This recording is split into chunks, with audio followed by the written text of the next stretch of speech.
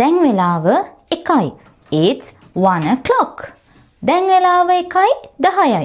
It's 10 past 1. දැන් වෙලාව 1 කාලයි. It's 1:15. දැන් වෙලාව 1:20යි. It's 20 past 1. දැන් වෙලාව 1:25යි. It's 25 past 1. දැන් වෙලාව 1:00යි. It's 1:30. දැන් වෙලාව 1:35යි.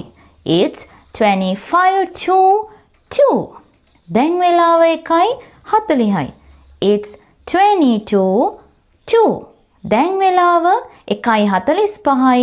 එහෙම නැත්නම් දෙකට කාලයි කියලා අපි කියන්නේ it's 1:45.